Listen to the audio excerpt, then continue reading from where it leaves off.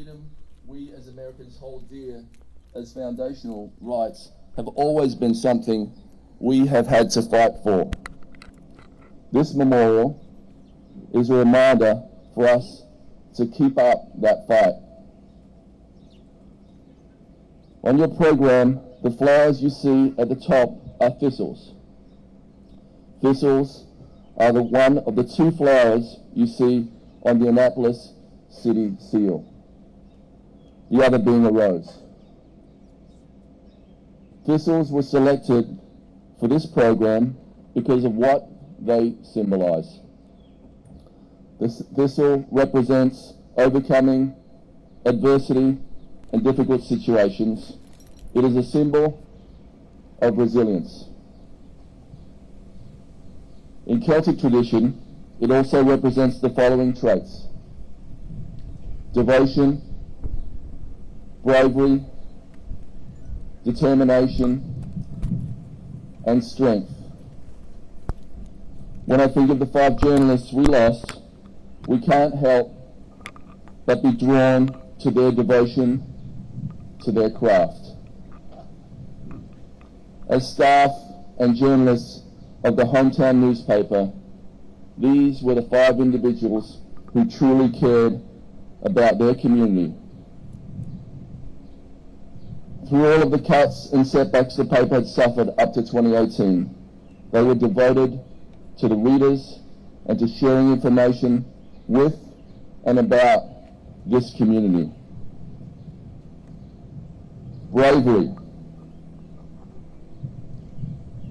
I don't have to tell you, because we all know the story of their bravery.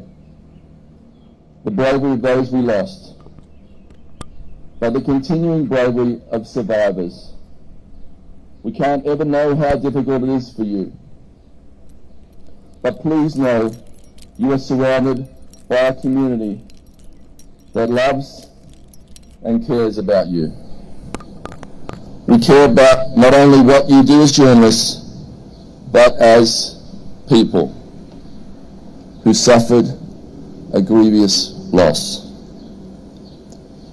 Determination.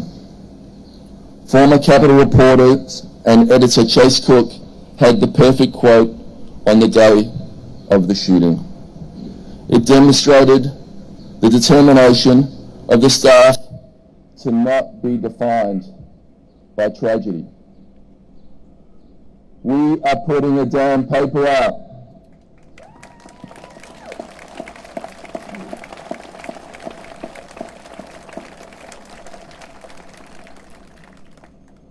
They did.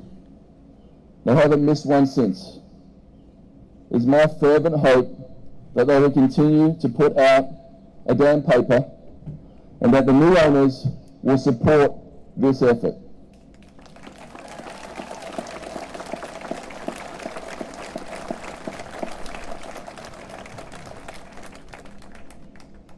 Theodore Roosevelt once said about determination, do what you can with what you have where you are. I know the remaining staff is determined to do just that. And finally, strength. We are here today because we are strong and we are a resilient community that has come together to lift up the survivors, the victims, their families, and local journalism. We have some people I want to thank for getting us here today. I want to thank the Caucus of African American Leaders, in particular Carl Snowden, for being a champion of this project.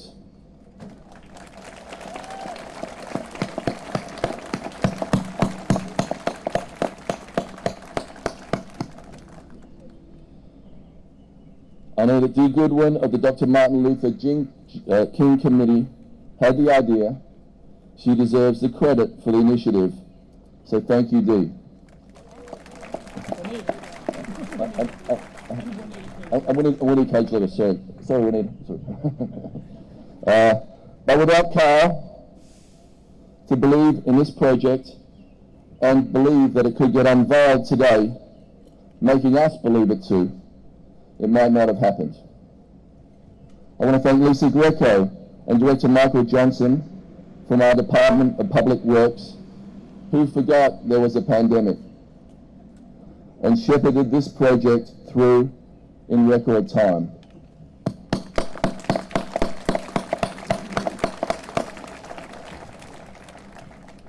I want to thank the county, the state, and the individual contributors for helping us deliver on an Annapolis memorial.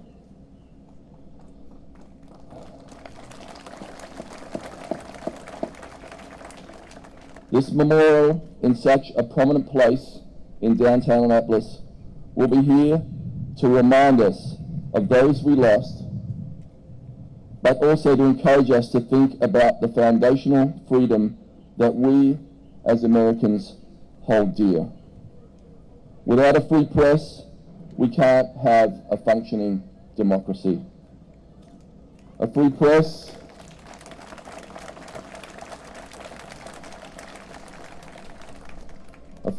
holds politicians like me, and I know a few of you are out there, accountable.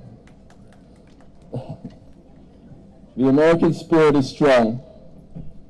The Annapolis community is strong. Let's use this memorial as a place to remind ourselves of that strength. Thank you.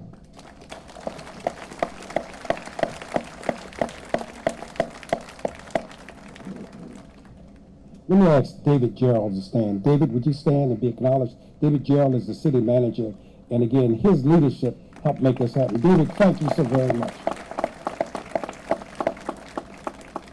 And I also want to acknowledge Susie Smith, who was part of the committee and worked on this. Susie, would you and Mitchell please stand?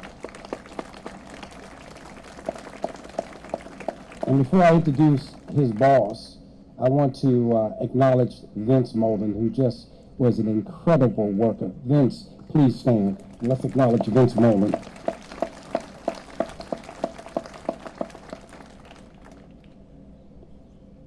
Our next speaker is someone who was a partner in making this happen. There's no question it would not have happened without him working with the mayor and others to make it possible. Leadership is about making things happen, delivering things. When it's all said and done, elections is about a referendum. What has people done? When American people vote, they always look to see what we have. Can we get something better? 3 years ago, voters made that decision in Anne Arundel County, and he has delivered in making our county better. Please welcome to the podium the Honorable Stuart Pittman, County Executive.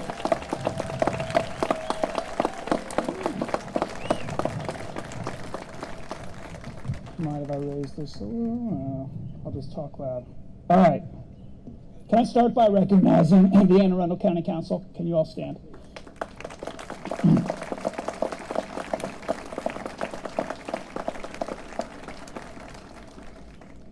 They fund our first responders. They fund our crisis intervention teams. They fund our gun violence intervention team in our health department. So thank you.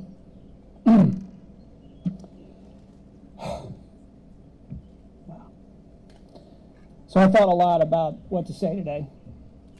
I needed to sort through some very strong opinions about the attack on our newspaper, about the loss of Gerald, Rob, John, Rebecca, Wendy, about this country's failure to confront its epidemic of gun violence, about the value of journalism as a profession, about the healthy impact of local journalism on local government, and about the means by which Alden Global Capital, our newspaper's brand new owner, grows the wealth of its investors. I put many of those thoughts into a letter, and I sent it to Alden's leaders. I hope that they would join us today, and I hope that they will visit this community soon. I hope that their stockholders hear our story and work with us to grow rather than shrink our newspaper. And if they don't, I hope that we can find a way to recreate what they take away from us.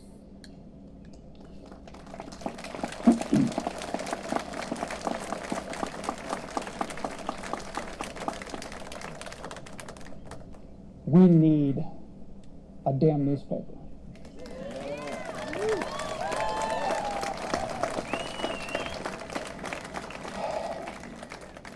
And like many of you, I get angry about these things. Anger can feed activism, good activism, and that is a path to progress.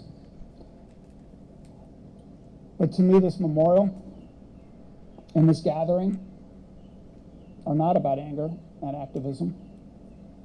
When I look at this structure and when I look at your faces, I know, and you know, that we need to heal. We must heal ourselves, and we must heal each other. We know that's what our 5 fallen heroes would have wanted, and we know that it's what we want. A trusted news source, I think it was National Public Radio, reported a few years back on a study that showed the power of gratitude, presented evidence that feeling and expressing gratitude improves health and wellness, can actually heal us. We are surrounded today by people who have earned our gratitude. So let's try it. Let's thank them not just with words, but with our hearts.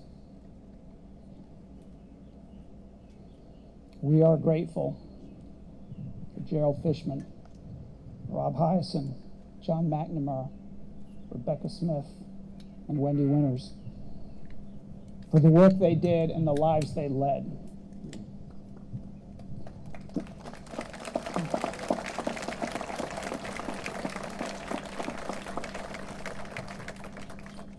And we are grateful for the ones who loved these 5 heroes and were loved by them, for putting one foot in front of the other and walking, for keeping them alive in your hearts, and for doing what you can to prevent the next killing. We are grateful to all of the 2018 candidates for public office who responded to the Capitol's call for answers to the question, what will you do to prevent the next mass shooting, the next killing? And to the Capitol staff for bravely asking that question. We are grateful to our brave police officers, our crisis intervention teams, our firefighters, our deputy sheriffs, our Office of Emergency Management, and everyone else who rushed to 888 Westgate Road on June 28, 3 years ago, hoping to save lives and heal the wounded. We're grateful to Paul Gillespie.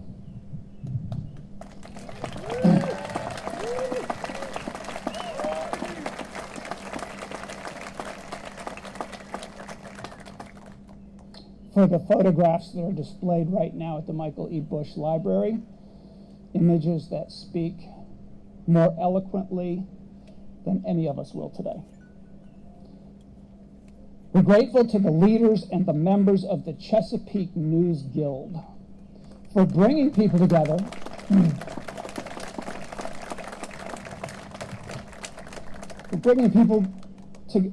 bringing together the people who work so hard to produce our local papers and speaking truth to power, seeking no more than a livable wage and respect.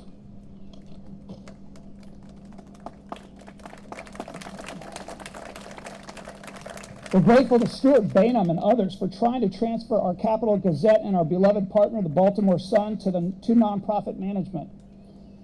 We're grateful to all the journalists who have served our community through their work at the Capitol. Thank you for your service.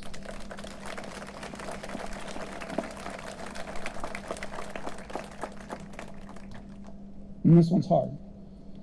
We are so grateful for so many reasons to the man who became the heart of this newspaper and gave his heart to this newspaper and to this community.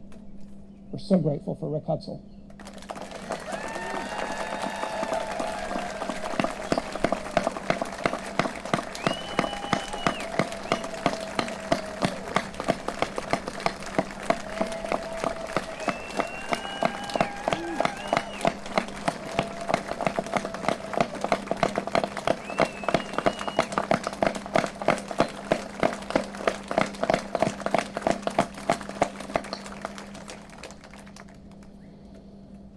And we're grateful to all journalists everywhere who work so hard for so little to uncover truth and spread it across the land. Finally, we will forever be grateful, as will residents and visitors to this place for many generations, to the people who conceived of this memorial and made it happen, to Carl Snowden and the Caucus of African American Leaders for the vision and the coordination of the effort, to Governor Hogan and our District 30 delegation for the investment of state dollars, to Mayor Buckley and his team for providing the site and financial support, and to the taxpayers of Anne Arundel County for their generous investment. This memorial will help to heal us. It will inspire us. We are grateful.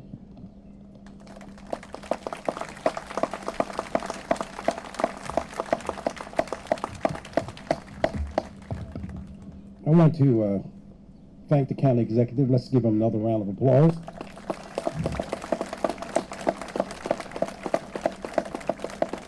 And I want to acknowledge an elected official who put in legislation that, if enacted, will ensure our democracy as we know it is expanded and better.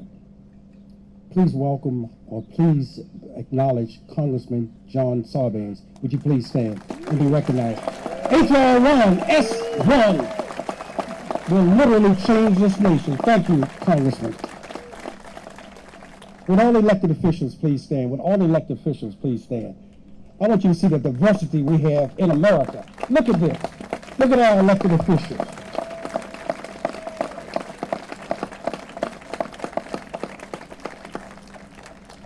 I wanted them to stand because I wanted to be able to have you see something. In my lifetime, I've seen a lot occur in America and throughout the world.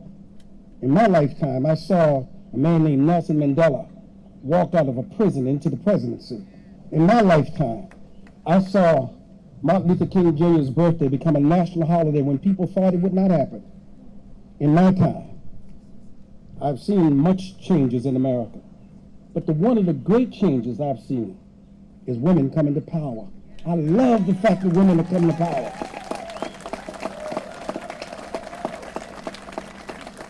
And these women symbolize so much.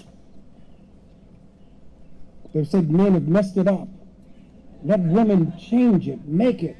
And I've seen women do incredible things.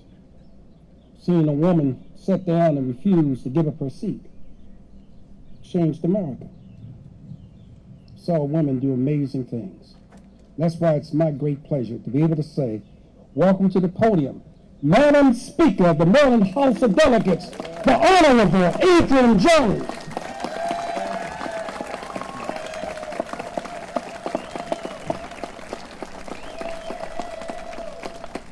Good morning, everyone. I know that, and thank you for that kind introduction, Carl, and I know that he referenced all elected officials to get up, but I want all House and Senate members to stand, please.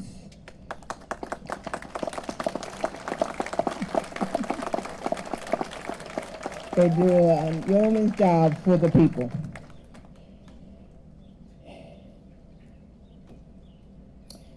It's my honor to be here to remember the 5 journalists from the Capitol who tragically lost their lives upholding one of our most fundamental rights as Americans, our right to free speech and a free press under the First Amendment. What happened at the Capitol 3 years ago was unthinkable in this state and in this country. It shook this tight-knit community to its core. Speaker Mike Bush, my predecessor, told me at the time how personally he felt attacked.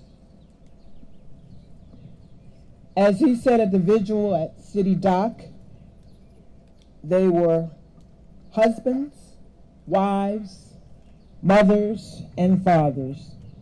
They didn't come from someplace else. They were dedicated to our community.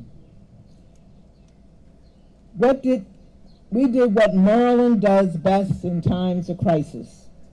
We came together, supported one another, and took action, and never forgot.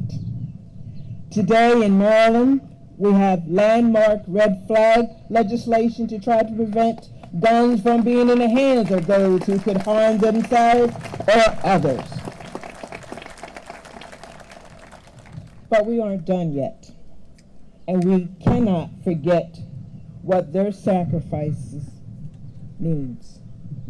The spirit of these brave journalists will live on through this memorial and in the State House press room, where we have also honored the memory of the Capitol and the journalists. It is a reminder that governments should be transparent, the public should know the truth, and journalists shouldn't be afraid to tell it.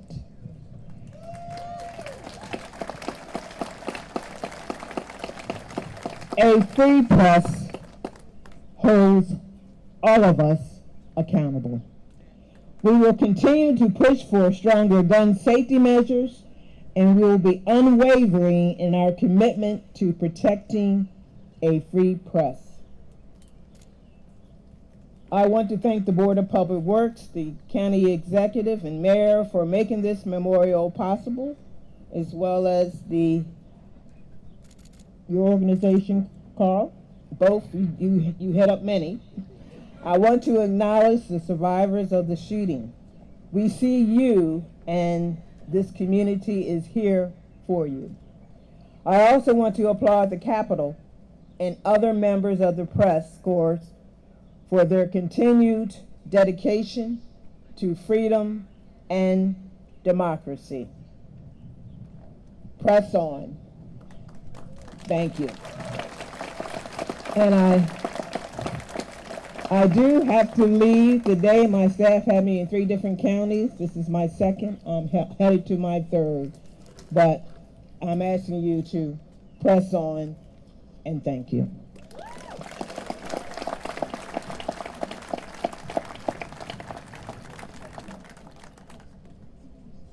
Let's give her another round of applause. We understand she has a very busy schedule, and we're grateful that she's able to join us.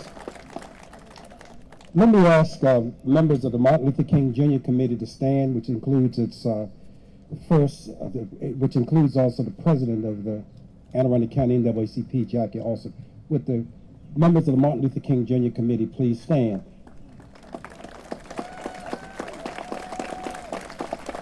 Please remain standing as I ask the members of the Caucus of African American Leaders to please stand as well. All the caucus members, please stand as well.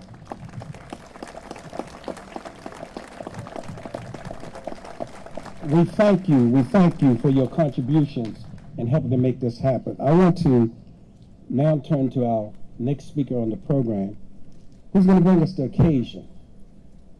Laura Lippman is a noted journalist in her own right, but today she's acting as a speaker to put in perspective, why are we here? What is this occasion about? Please join me in welcome to the podium, Laura Lippman.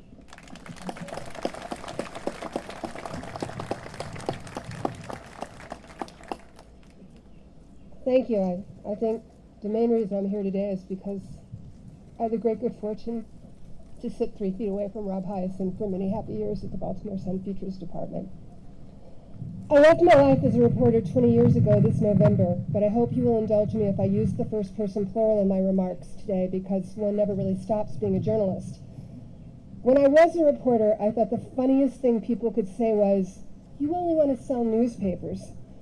For one thing, it showed a complete misunderstanding of the business model at the time, which centered on home delivery, and the newsstand price of the paper contributed far less to the bottom line than advertising in those days. Most of all, this accusatory comment amused me because you have never met a group of people less interested in making money for themselves or their corporate owners than the people who wanted to work in newsrooms.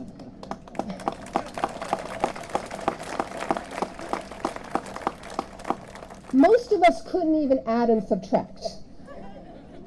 But the very fact that we had chosen journalism as a professional path belied our lack of interest in personal enrichment. There were more lucrative fields open to us if that's what we cared about. Instead, we wanted what H.L. Mencken once called the life of kings, and queens, if I may be permitted to edit the sage of Baltimore. We could follow the money in service to our communities because we were not, in fact, interested in following the money for ourselves. W.H. Auden, in his tribute to W.B. Yeats, described poetry as a place where executives would never want to tamper. It survives, he wrote, in the valley of its making, flows on south from ranches of isolation in the busy Greece, raw towns that we believe and die in. It survives, a way of happening, a mouth. That sounds a lot like journalism to me, except for the part where Auden says, poetry makes nothing happen. Journalism makes everything happen.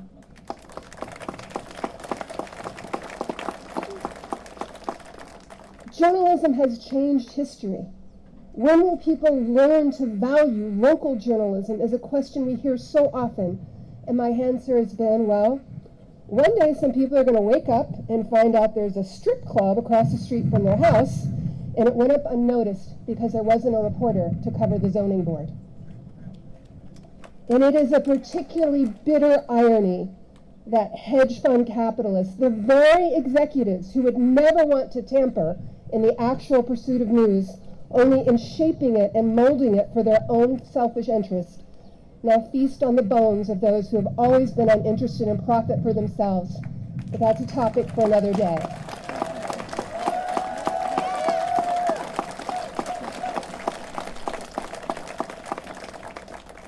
In the past 2 decades, we have learned the painful truth that newspapers can die. On June 28, 2018, the families and friends of the 5 journalists we have gathered here today to honor had to endure the pain of seeing the lives of their loved ones cut short in an act of gun violence that was inextricably tied to their professional lives and the harsh rhetoric of our times. But there is something that cannot be stopped, not by those armed against us, nor through those who would misuse the Department of Justice, and that is the collective power and energy of a newsroom, this almost unfathomable passion to chronicle the times in which we live, and the camaraderie that results among those who choose to do it. That cannot be vanquished. Even now, as newspapers are stripped for their parts, as jobs with benefits become increasingly rare, there are so many young people, and not so young people, who feel the same sense of purpose that brought Rob Hiaasen, Gerald Fischman, John McNamara, Rebecca Smith, and Wendy Winters to the Capital Gazette. We have gathered here today for a specific memorial, but we can, going forward, pay tribute to their sacrifice every day by pledging to reward those willing to devote their very lives, their actual lives as it turns out, so we might better understand the times and places in which we live. Newspapers can be killed. People can be killed. What cannot be killed are the legacies of the 5 journalists we honor today and the indomitable spirit of those who continue to do this essential work. Thank you.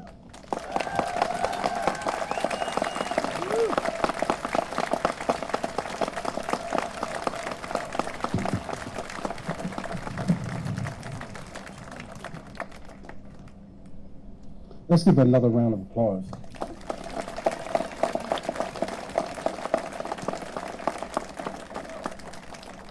Please look at your program. We're about to hear from the family members of remembrance. But before doing that, I want us to pause for 60 seconds and remember the 5 individuals who passed. Just 60 seconds.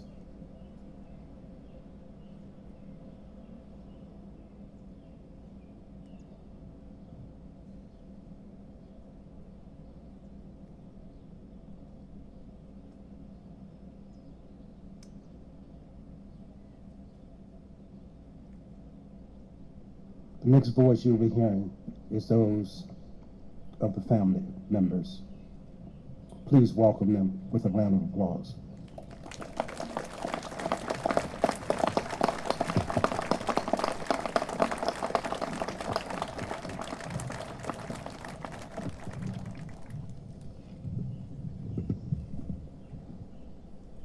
Hello, I'm Andrea Chambly.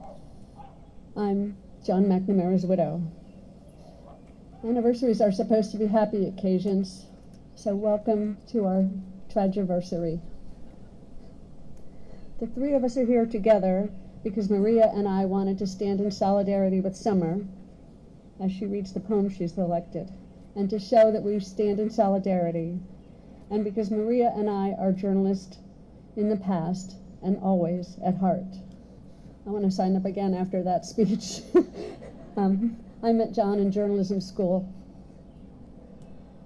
The First Amendment includes not only freedom of the press, but it's inextricably intertwined with the freedom of speech, equally precious. During the past 3 years, our rights to free speech have been threatened by extremists who want to muzzle us.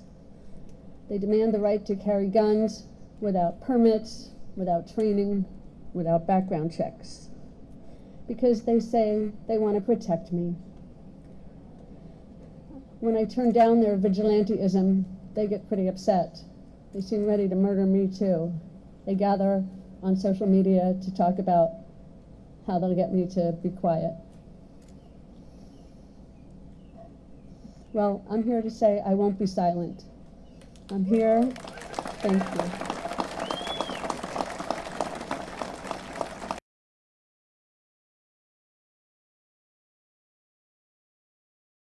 Families who aren't here because they can't talk about this without choking on their own words.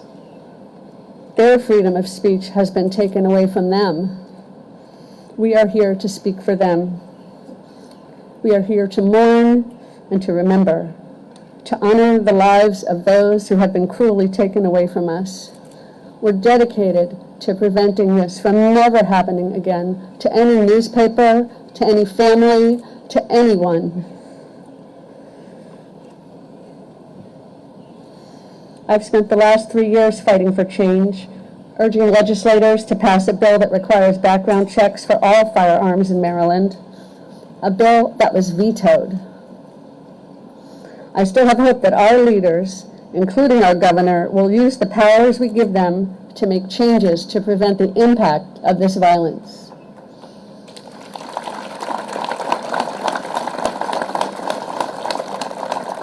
He's had 3 years to ask us how we're doing. I don't see him here today. They call it senseless, they call it accidental, but it makes perfect sense because the gun is right there, like Sir Edmund Hillary said about Mount Everest, because it's there. And there's nothing accidental about these foreseeable, preventable acts of violence. We demand our leaders use their positions to make real, meaningful change that will save lives.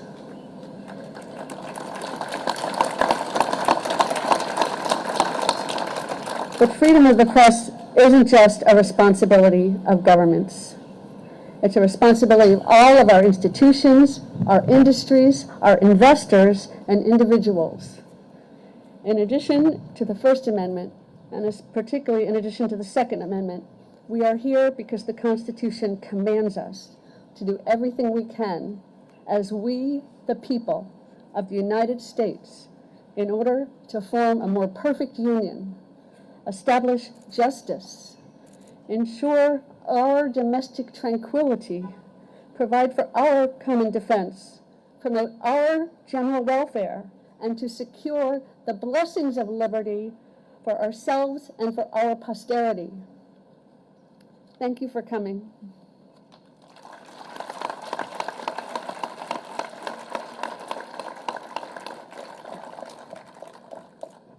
Good morning.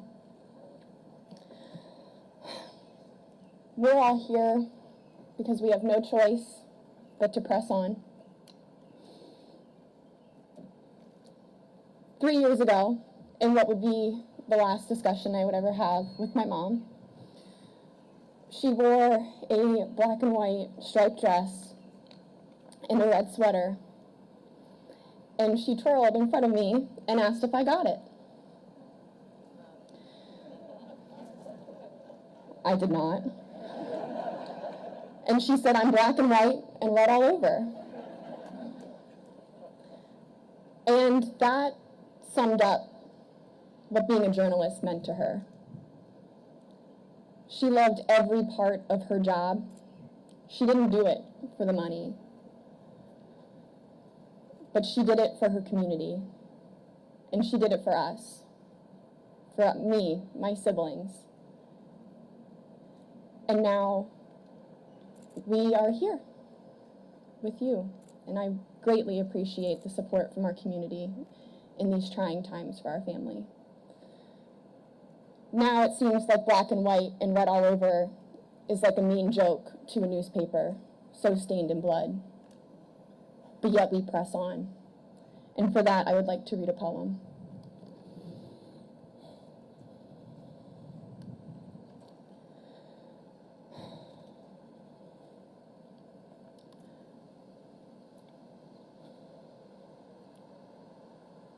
It is entitled Freedom of the Press by Michael Points. If we were tomorrow's headline, would we be missing lovers, reported as lost without a trace, or simply declared guilty by the court of hearts and souls, traitors to the quest of love? Have our stories to each other simply become yesterday's news? Like day-old donuts, cheaper by the dozen. There was a time, my love, when we planned our very lives on paper napkins.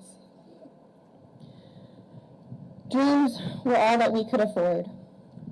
The promise of fame and fortune were gossip. Every sunrise, a fresh new edition.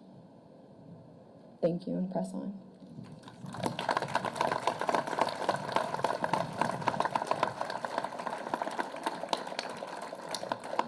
Hello, and thank you for being here. I'm Maria Hiaasen.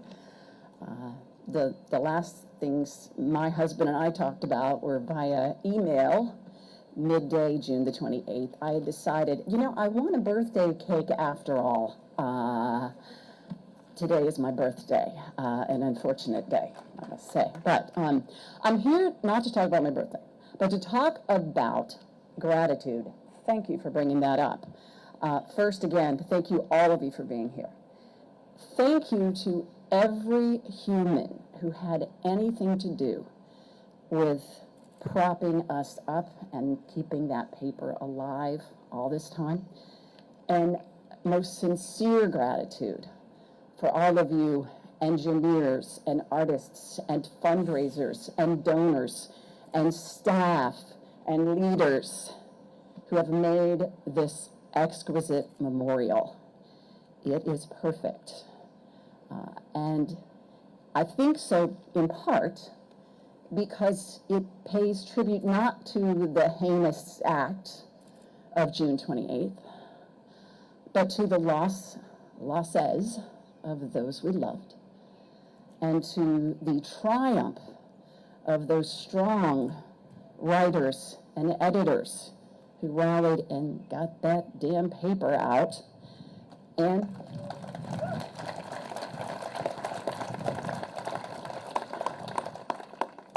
it's also perfect because of its honor of the First Amendment, the basic principle journalism stands on. But I want to detour just a bit and talk about location.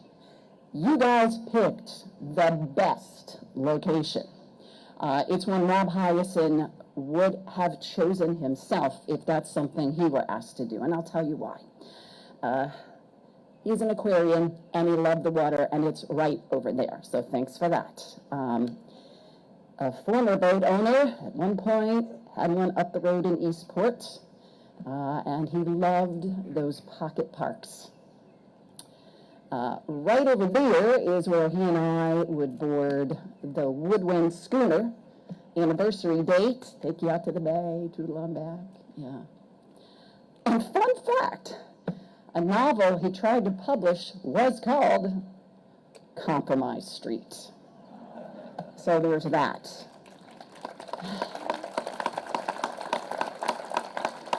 And I must also say, we did get one of Rob's novels published. after what happened, and sure enough, that Alex Haley statue shows up, the one up the road in Ego Alley. It's a comic scene. Spoiler alert, an ice cream cone lands in his crotch. It's funny if you read the book. But anyway, Rob Hiaasen loved this community. I so wish he can be here. He cannot. Let me tell you, your actions, your support make me feel compelled to say, I love you too. Thank you so very much.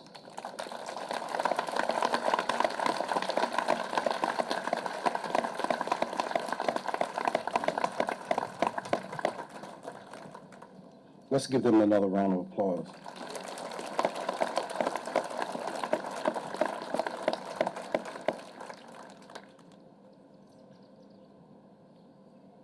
What I'd like to, before bringing up the next speaker, is to ask the Board of Education, in particular, something to do.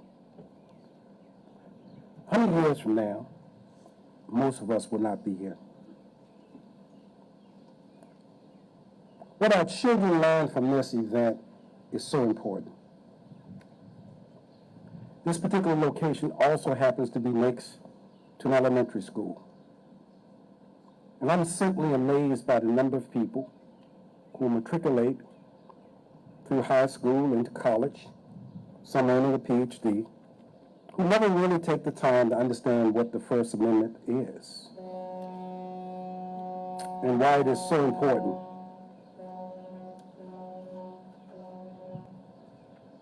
You stop people on the corner in a grocery store and ask, what is the First Amendment?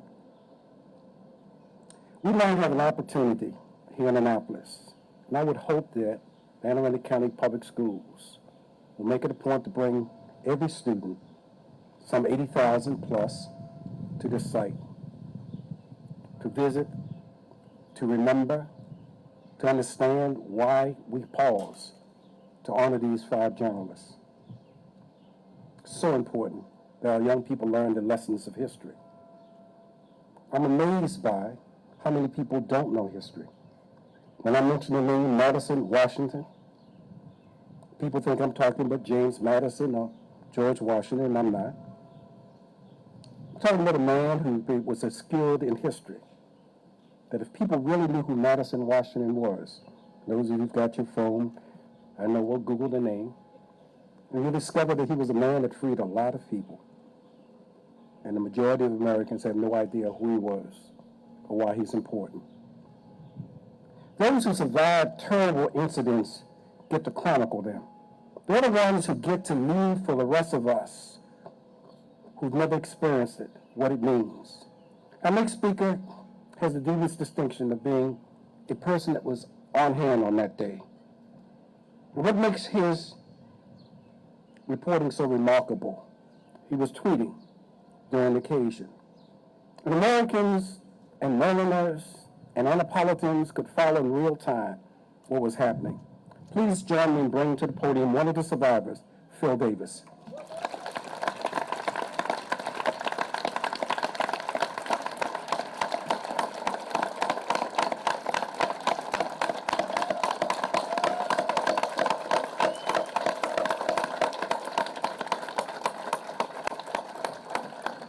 Thank you.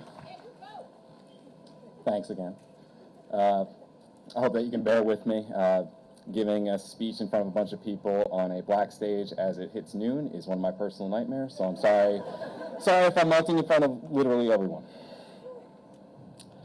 But first, I want to thank the people, all of the people, who contributed to this memorial and today's event, from the Caucus of African American Leaders to the City of Annapolis, Anne Arundel County, and the state of Maryland. It's truly humbling to see the work that you and others have put in toward dedicating this memorial to that fateful day. Roughly 3 years ago, I stood over there at Annapolis City Dock with no prepared speech, as hundreds of people gathered and looked for answers on how we could heal as a community. I said what I could. Wendy, Rob, Gerald, John, and Rebecca were all good people. It was something that shouldn't have needed to be repeated, but something of that magnitude can shake a community to its core. So I wanted to make sure that their families got the support that they needed in the immediate aftermath, and that there was no question as to why they deserved it. Now, 3 years later, this heat feels all too familiar, but still just as hot. It's hard to avoid all that surrounded the Capitol in the years since the shooting, as time and corporate interest did not stand still after the tragedy. But as I was writing this speech, trying to balance everything that's happened since June 28, 2018, I was stricken by the name of the memorial itself, the Guardians of the First Amendment. Certainly in the annals of history, I want Wendy, Rob, Gerald, Rebecca, and John to be remembered with words like guardians. It will give their names weight, the weight they deserve, especially as people generations from now will learn about who they are, perhaps from the first time as they walk by this memorial. But I also knew these five as people, the good people I spoke about only 3 years ago, a few days after the shooting. I knew Rob as a passionate editor whose energy was infectious and spread to so many of the young reporters that worked underneath him in his editorial umbrella. Someone who encouraged me personally to focus on the people behind the stories and take risks creatively so that we could tell stories that would stick with people long after they put the newspaper down that day. I knew Wendy as someone who was at the center of every conversation, offering unique insight into Annapolis that helped remove the mystique of this historic place and painted it as the series of neighborhoods and neighbors it truly is. I knew Gerald as the stoic yet thorough editor who had worked with for countless weekends and had such a command of language. Many times we'd edit the day's paper together by printing out the pages beforehand and reviewing them. All the while, he would still compliment me on my article about Muhammad Ali's unique ties to a former Capitol reporter in the wake of Ali's death. I knew John as someone whose passion for sports was infectious, as someone coming from New Jersey who had really no clue about the area's basketball history. There were times when I felt like John was trying to take me to some of the most historic spots of Prince George's County and elsewhere in the DC metro region on the backs of his words alone. I knew Rebecca as someone who was newer to the team, who had already started to show an interest in being part of that collaboration of being a newspaper. I remember one time in particular when I had written a story out of circuit court, and she wanted to share some insider information that she had about the defendant. I was curious to learn about more about the case as it progressed. She knew she could contribute, and it always felt good to work in an office where everyone is so engaged. So as these pillars are unveiled to the public, meant to represent these five good people, I hope you and the generations who follow you can view them in both contexts. These were people with families, interests, and desires that were all unique and very much in line with furthering the communities that they served. I want a future where there's also a freedom for the people of the press, where humanity takes precedence. One where we see these five as people who fought for a greater cause, but also as individuals who are part of the greater whole that we call society. I hope that's where your feelings of empathy culminate from first. These were people who believed in what they did, but also had families who believed in them. And I ask the people who are here to think of how you can actualize your empathy in a way that caters toward the shared humanity that helped mold these five people into being the good people I spoke about 3 years ago and again today. Because we need to value people like Rebecca, John, Wendy, Rob, and Gerald, and do it actively, not just for their family's sake, but for our own as well. Thank you, and freedom to the people of the press.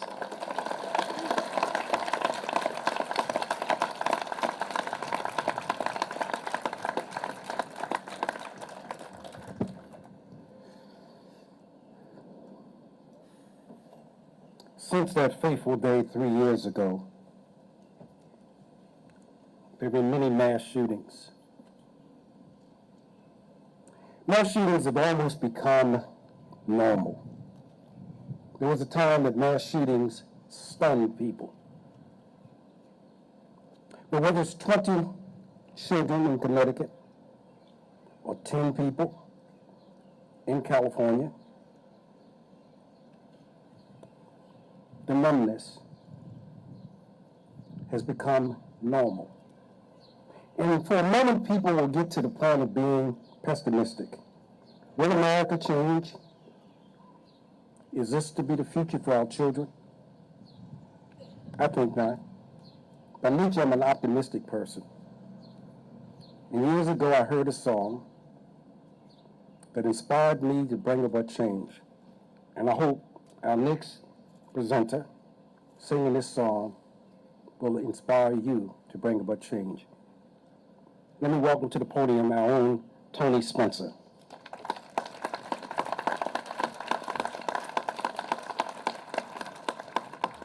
Change. Change is. What is change going to do? Change is going to come. But if change is going to happen, it has to begin in me. How many remember this song? How many roads must a man walk down, right? Sam Cooke sang that song on every concert he did, nationally and internationally. But then he decided that change had to begin with him. We know it was a time of the civil rights era, and brothers had a process. Sam Cooke was the first one to stop doing the process. It didn't reflect who he really was. And he sat down and wrote this song, and his friend Bobby Womack, who was his drummer, said, "Man, you sure you want to do this song?" Mary Wilson from the Supreme said, "Man, Sam, you sure?" And Sam knew that the change had begun in him. Where will the change begin with you? Change is going to come. Watch your leg, bro.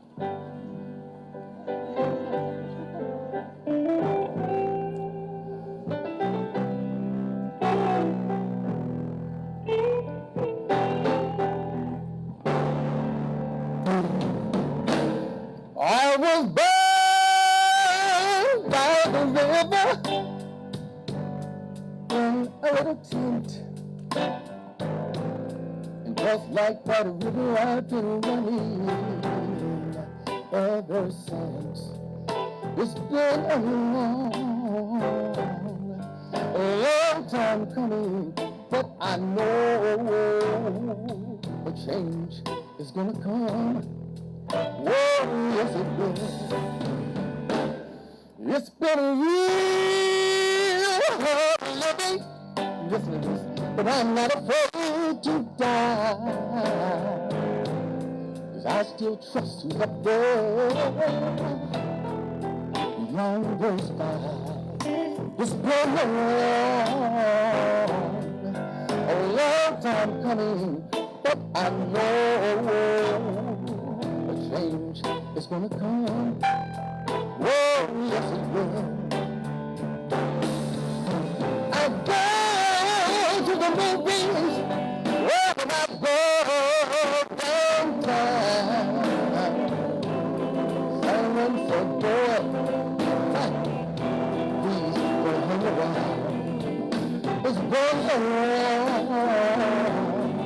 a long time coming, but I know that change is gonna come. Whoa, yes it will. Where are my change agents? So I go to my brother. My brother says, listen to me, son. Help me please. Wind up. Helping me, oh, up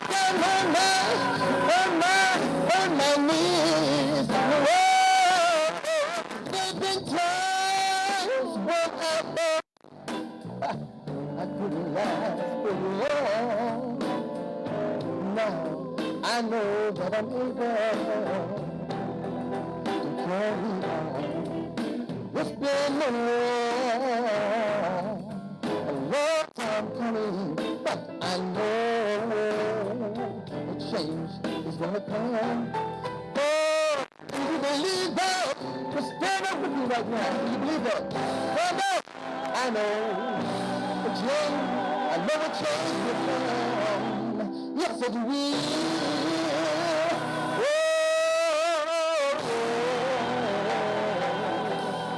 Yes, it will.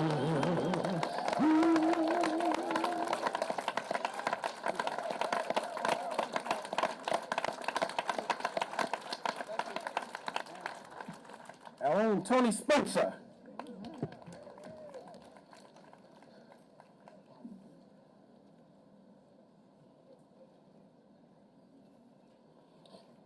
Our next speaker really needs no introduction. He has been a member of this community. I've known him for a number of years. I've worked closely with him.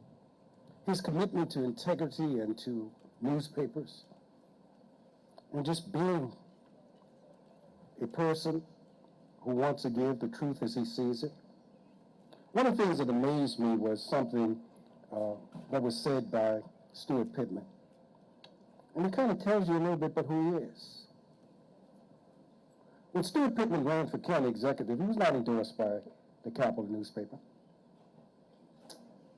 He won anyway.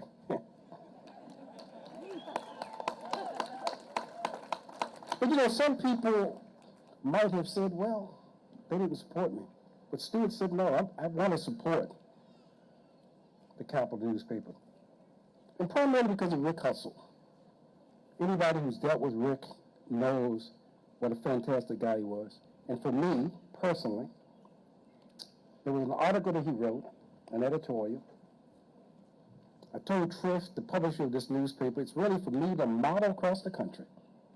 He wrote it on June 20th, 2020, June 21st, 2020. And the article was about racism and how we as a nation had to come to bear with it. He started with his own newspaper. Those who've never read that editorial, you should. It should be preserved. It's an example of that change that Tony was saying that was coming. Rick Hustle has always been committed to telling the truth, being able to be a truth teller. And in America, being a truth teller is not easy. People sometimes prefer the big lie than to the truth. People rally around things they know not to be true. And it takes a real strong person, despite the opposition, despite the criticism, to do what you believe needs to be done. Please welcome to the podium the former editor of the Capital newspaper, Rick Hustle.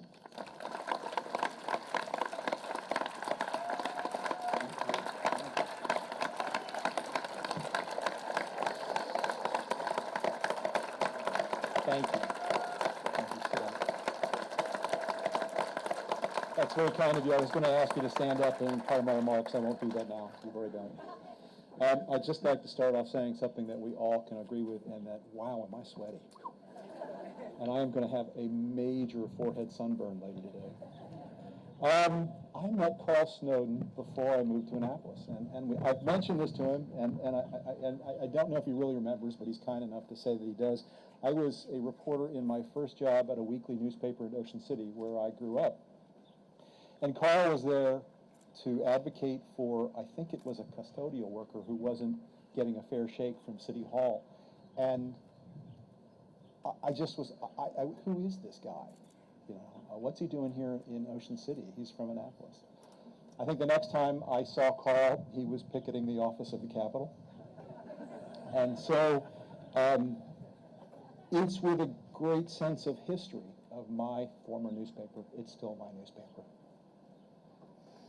It's with a great sense of history that I realized that my newspaper was not always fair to the black community here. And for the last 60 years, we have worked hard to change that through a series of owners and generations of reporters and editors. And so it is with a deep sense of personal gratitude that I noticed that it was the black community that spearheaded this monument. So thank you.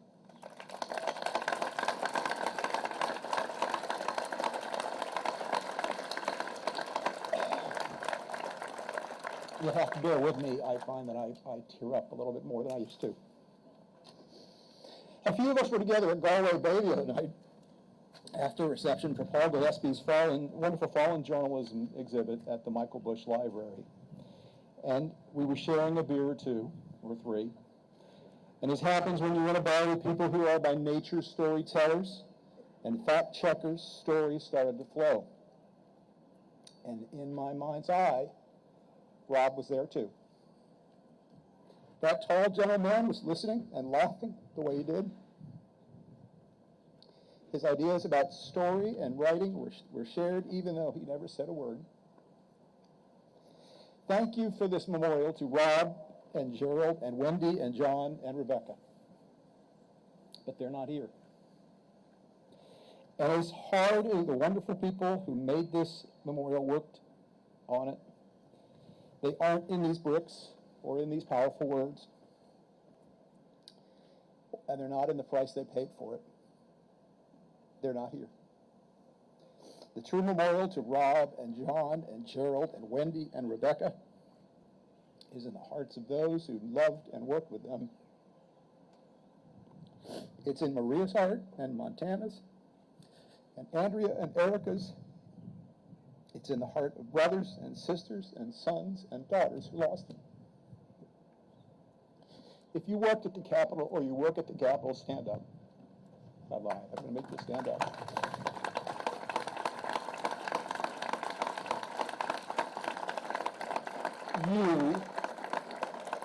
You are the memorial to those people. And the way you carry forward their work and their memory is what will matter. Sorry. They were flesh and blood, flawed and perfect in their own way. They were my friends, and that to me is more precious than any words or any memorial. A lot's been said about the future of the Capitol. I got a really dumb email today from somebody who said they didn't like what had happened since I left. A week. And I sent back a note, and I'll say the same thing I told you. If you want the Capitol to survive, support it. Subscribe to it. If you're in public office, don't take the legal notices out. It's going to need a lot of support to keep going. You know, I think it was Ben Franklin. You have freedom, and it's up to you to keep it. If you care about journalism and truth and freedom of the press, anywhere, subscribe to your local news organization, whether it's a newspaper or a digital news service or something, because that's the only way they will survive. This is not the only memorial that will be built to Rob and Wendy and Gerald and John and Rebecca. There's one working in D.C. called the Fallen Journalist Memorial. And what happened in Annapolis was heard around the world. And it's the genesis for what will be a national memorial that will recognize journalists of all nationality over the years who have died. And you would be stunned at how many there are. I think when the museum closed in Washington, I think that the wall there had more than 2,000 names. And yet there is no national memorial to this in Washington. And I hope there will be. I know good people are working to make it happen. I hope this memorial does what its authors intended, and that is inspire people to defend the First Amendment, to defend freedom. For me, Rob's memory, his ghost and that of Rebecca and Wendy's and John's and Gerald will be the memorial I carry for the rest of my life. It is painful. It's hard. But it's a burden I carry with honor. Thank you.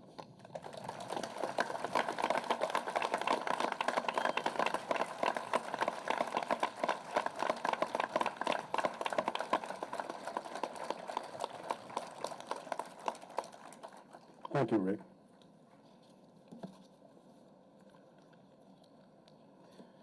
The Dr. Martin Luther King Jr. Committee, which I chair, has had the privilege of building a number of memorials in Anne Arundel County.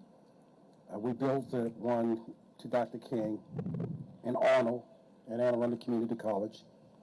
We built another to Coretta Scott King in Edgewater, Maryland. We built the Civil Rights Foot Soldiers Memorial across from the Rundle Center. And we chose to build this one. And in all of those memorials that we've built, we've had a partner who's been with us from day one. He represented what was then a local bank. He He understood the need to be a part of the community and to give back to the community. I remember once he said, Tony Spencer was singing, and Tony Spencer said, I've got a CD on sale. And the next speaker got up behind him and said, I'm in the CD business too, but I got a different kind of CD. Please bring to the podium Alan Hyatt, president of Southern Bank.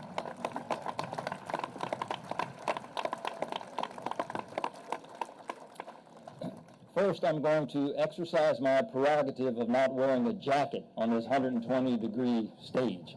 Hope that doesn't offend anybody, but if it does, you have to get over it, that's all.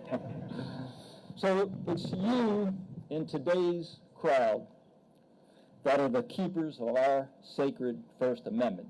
Because you see, the First Amendment is not just words, it requires participation, it requires action. And you all, on a hot day like today, are here in support of the First Amendment, so please continue. Please keep that up. I'd like to also suggest that there's another critical way to perpetuate this hallmark of freedom, the First Amendment, and you've heard a little bit about it today, and that is we genuinely need a robust local newspaper.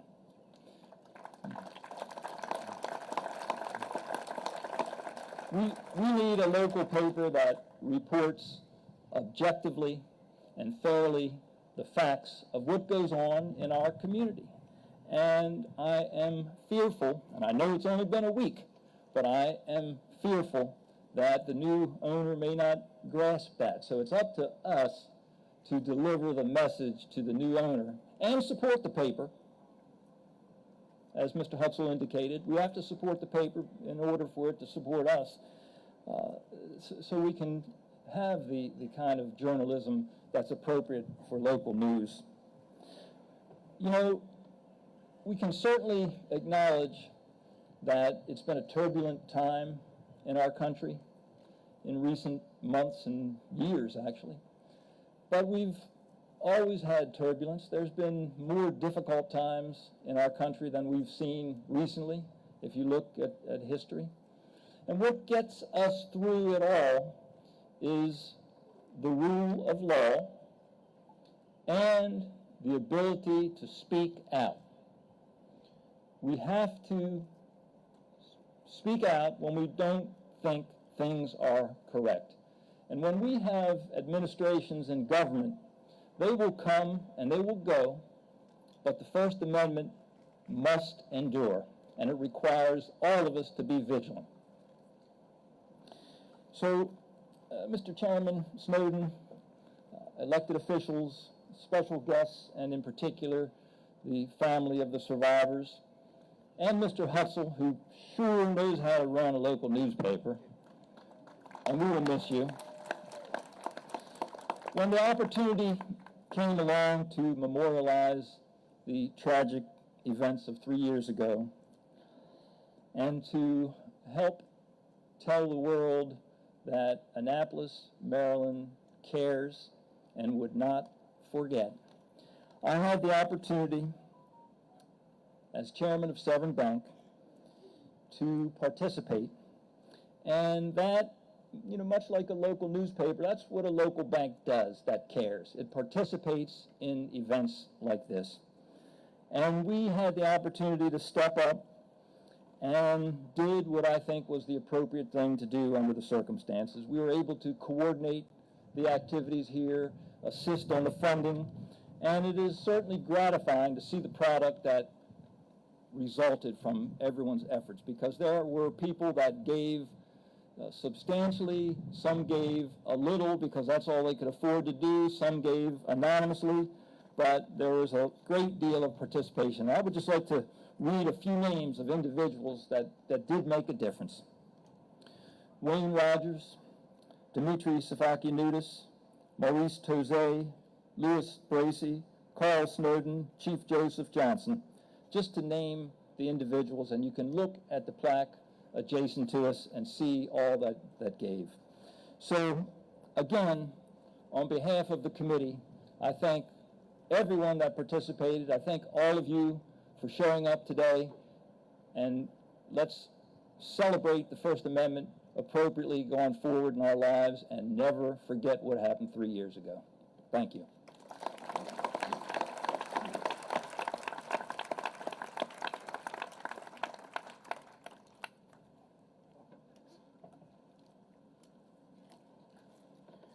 I had met with Triff and Renee when we were in Baltimore. And as I said earlier in the program, it was actually Renee who came with this concept of guardians. And we met with the Baltimore Media Group and its publisher, and they were partners in helping to make this happen. They ran a number of ads in local newspaper and in the Baltimore Sun, did a number of feature stories, and it was a real partnership. And I'm hoping that that partnership can continue as we move forward to the future. Please join me in welcome to the podium, Triff, the publisher, editor, and chief of the Baltimore Sun Media. Triff?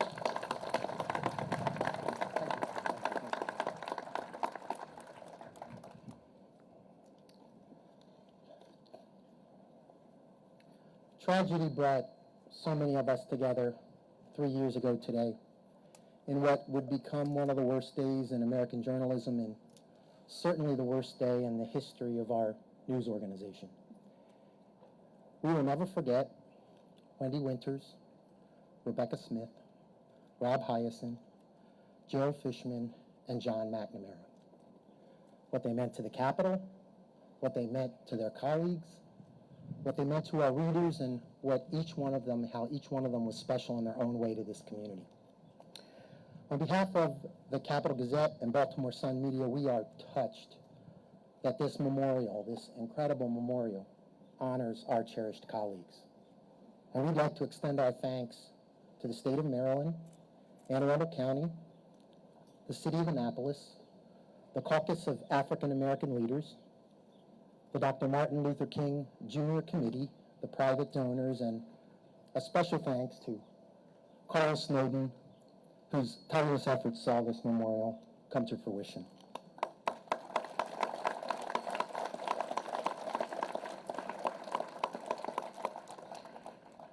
Our heartfelt thanks also goes to the people of Annapolis, Anne Arundel County, and the surrounding area.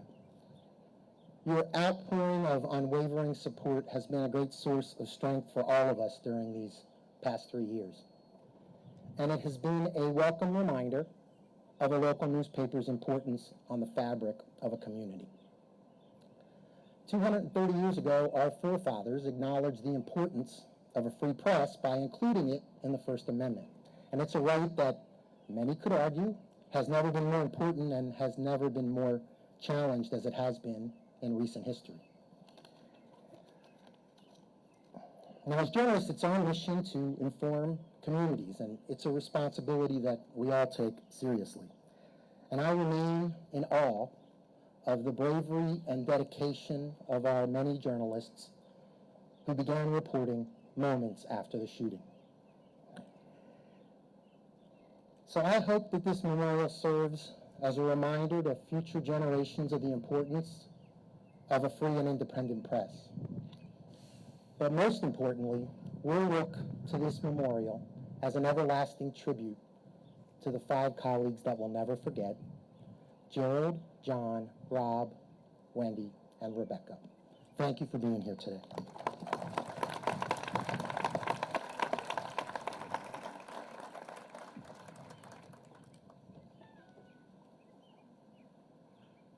Our next speaker is the keynote speaker. David Simon, I talked to Mitchell Mitchell, and she told me that he was working on a play about Martin Luther King Jr. I instantly got interested in it. It's not a play, it's actually a TV drama.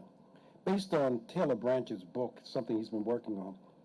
He's mainly noted for having done The Wire. He caught Baltimore City doing this HBO series. Many of the characters he featured were people I knew. Did an excellent job on that. Today he comes to deliver the keynote address. And I found the title of this address so interesting that I can't wait to hear him deliver it. The Death of Truth. Please join me in welcome to the podium, David Salmon.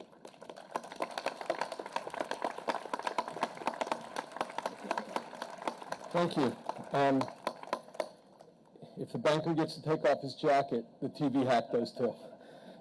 It's hot out here, and I'm tempted to read only every other word. First of all, I'd like to thank the mayor for the invitation on this occasion to address you. More than that, I'd like to thank the governor and state and county city officials for undertaking to create this memorial to 5 men and women who gave the last measure of devotion to the public's right and need to know. I'm sincerely grateful that the state of Maryland and its leadership brought us here today. Second, I now have to admit that I'm exceedingly uncomfortable thanking politicians for anything ever. Forgive me, but I was raised in newsrooms as a journalist, and I come to you as an emissary from a time when good newspapers were not pitied or mourned by the governing powers, but were considered with rueful wariness and even feared at moments by those in authority. We needed no memorials. Our prevailing monuments came off the presses daily to be unceremoniously dumped on doorsteps, whether you liked it or not. Understand what I'm saying here. It's the God-given right of every American to resent or even hate his local newspaper. Indeed, it's our birthright to hate any and every news organization, print or broadcast. You might not avail yourself of that right, or you might not invoke it consistently if you do, but it's there for you whenever life doesn't go the way you want. Your hometown newspaper will highlight your most embarrassing utterance at a PTA hearing or detail your company's bankruptcy, just as it will at some point ignore your daughter's masterful performance in the school play. It will herald some political views you abhor and denigrate some politicians you wish to cheer. It will spell your name incorrectly when you're named Rotarian of the Year, and dox you with precision when you're cuffed and processed for driving drunk. An honest newspaper has no real friends and some fixed and certain enemies, namely those who wish to operate without the critique or attention of others. And these are the givens even in a healthy national culture, with a politically mature leadership and norms of governance that discourage the worst fascist impulses and the greatest possible violence. Today, our political culture is no longer healthy, our political leadership is no longer mature, and our norms of governance are disappearing fast with every news cycle. If you think that these things are occurring now because mainstream journalism has become less professional, more partisan, or increasingly hostile to men and women of honor, you need to read more of what once passed for newspapering in this country. The founders of the American public were not treated to a more genteel brand of newspapering than today's political leaders. Adams, Jefferson, Madison, and their ilk were all pummeled by some of the nastiest, most slanderous verbiage imaginable. But no matter, these men were made of stronger stuff than today's politicians. Jefferson, for one, famously said he would prefer a nation with newspapers and no government to that of a country with a government and no newspapers. Well, Jefferson's worst-case scenario is now staring us down. Capitalism and the solitary metric of maximized profit is devouring American newspapering, pulling cash from the nation's papers to the very moment that they'll be asked to close their doors. Wall Street analysts have demanded it, and hedge funds have delivered it. Here in Maryland, the Capital Gazette of this city and the Sun of Baltimore are brutalized by out-of-town ownership, and that answers to the hunger of shareholders, not to any public or community obligation. The newsroom where I once labored with 500 others on morning, evening, and county-zoned editions now struggles on with 70 journalists on staff.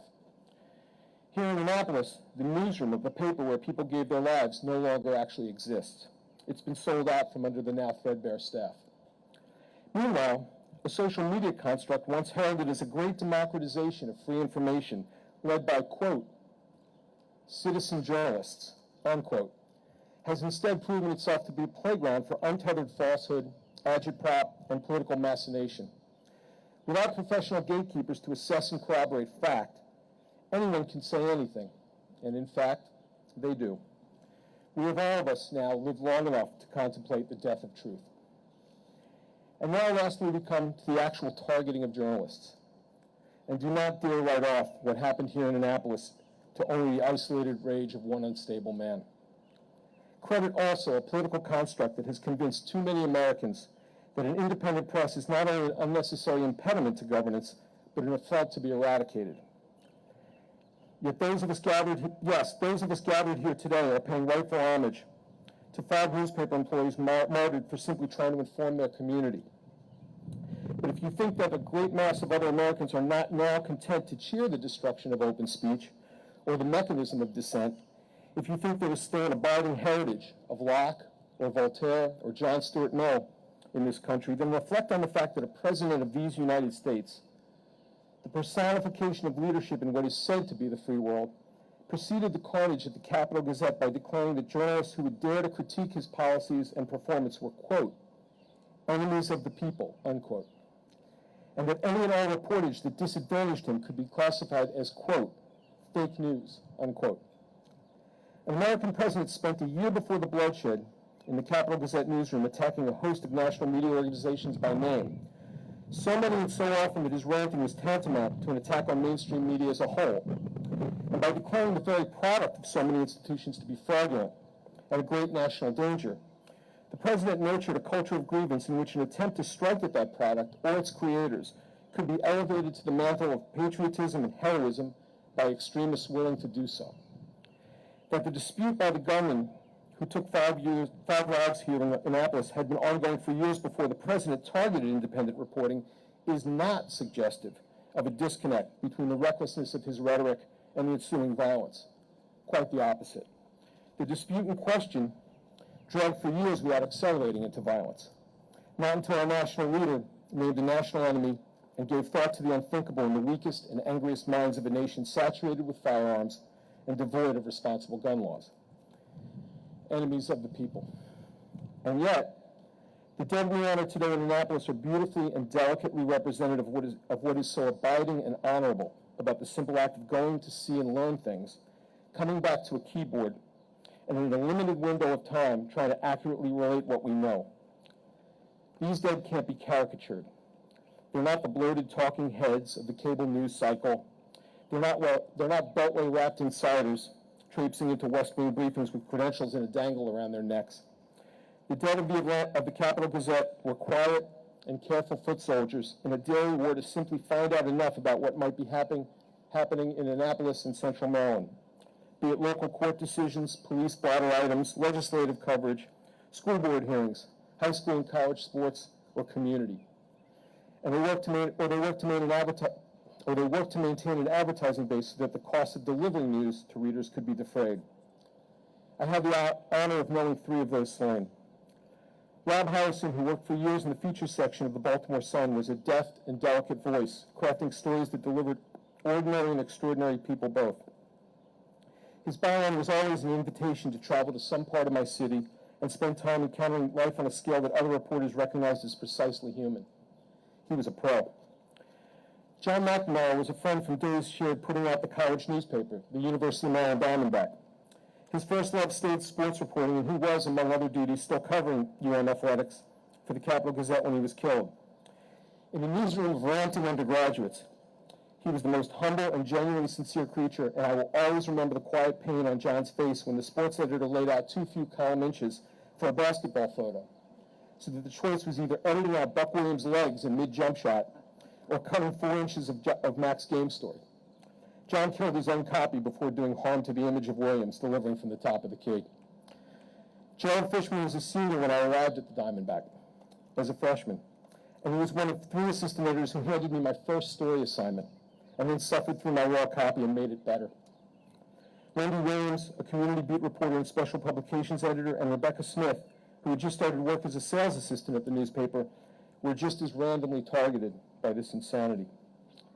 These are the people I see when I think of an American president declaring time and again for the villainy of journalists, or when I note the silence and complicity of his political allies in that kind of rhetoric. Yes, this memorial to the slain in Annapolis is an essential response to that cynicism, and I really am grateful for it. But my time in newsrooms leaves me no gift for optimism. We're gathered here 3 years later, and I am no less fearful for the future, because more than an unfit president, or the silence of his allies, or the rank partisanship that has devoured our governing ethics. I'm worried about us, about we the people, the citizens of the Republic. Annapolis was a harbinger, a terrible warning. But now, 3 years later, who are we still? What are we thinking? How do we govern a society when our media culture is collapsing? When Americans no longer entitle themselves to different opinions, which is our nature and birthright, but to different facts entirely, a world where truth has died. What do we think is coming when many of us cheer the idea that a free press is their biggest enemy? What do they think when a gunman marches into an American newsroom? What do they win? Federal judgeships? Cash back on their taxes? More racial privilege? A new burst of freedom?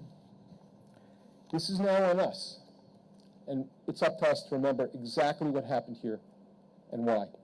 Thank you very much.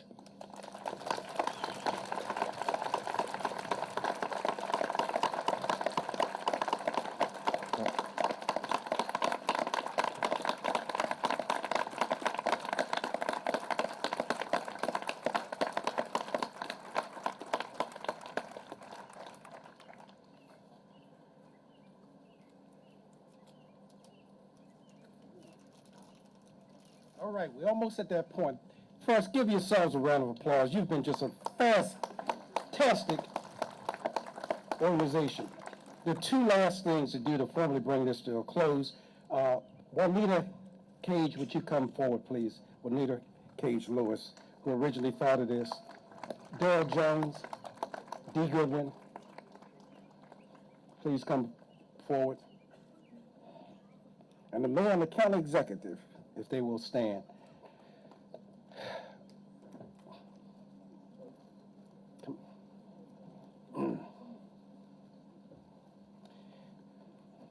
As I had indicated earlier, it's our job to help raise money, raise consciousness, sometimes raise hell, to get people to understand the importance of something.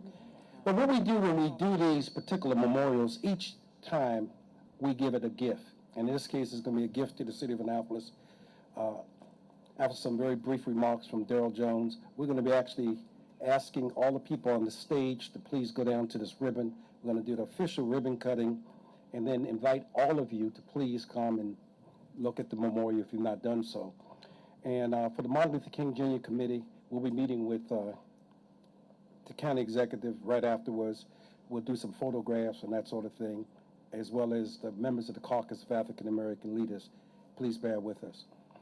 Darrell Jones, as I said, served as a legal counsel for us and has put together the document that will be necessary to turn this over to the city of Annapolis. And we put together a ceremonial proclamation that is signed by all three of them, but will be read by Darrell.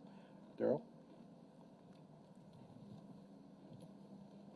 Thank you, Carl.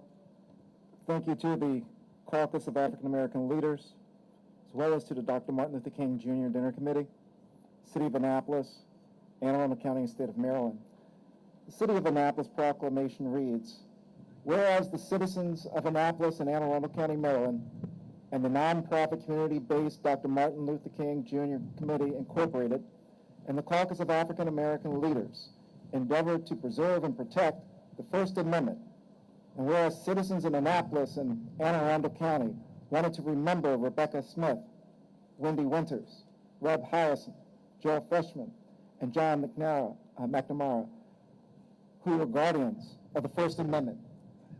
And whereas great effort has gone into creating a memorial to preserving their contribution to our city, county, state, and nation. And whereas the cooperation between the citizens, local and state governments, and the aforementioned local organizations have resulted in the creation of the guardians of the First Amendment and the undeniable dedication of its people have resulted in this project.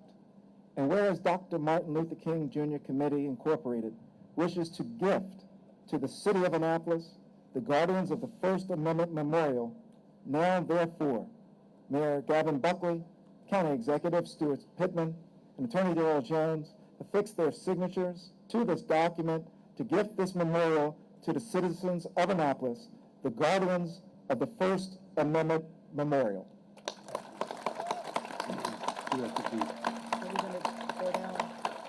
Now, if the members on the stage will go right down before we cut the ribbon, Stewart, you want to lead the way?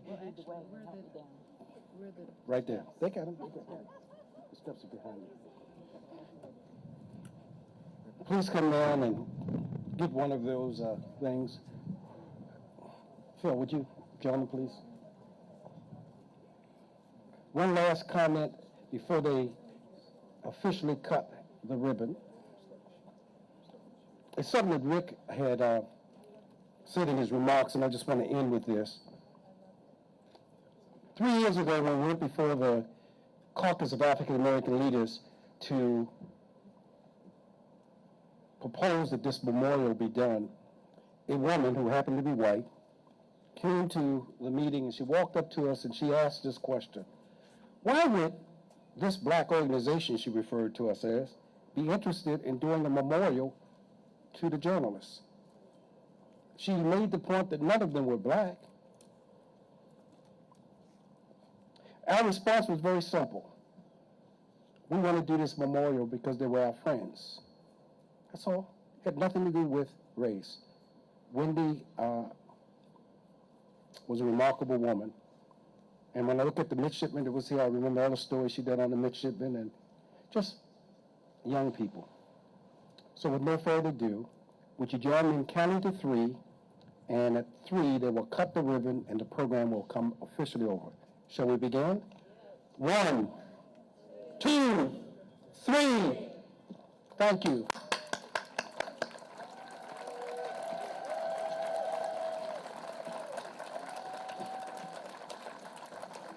It is now an official property of the City of Annapolis. Thank you, Mr. Mayor, Mr. County Executive.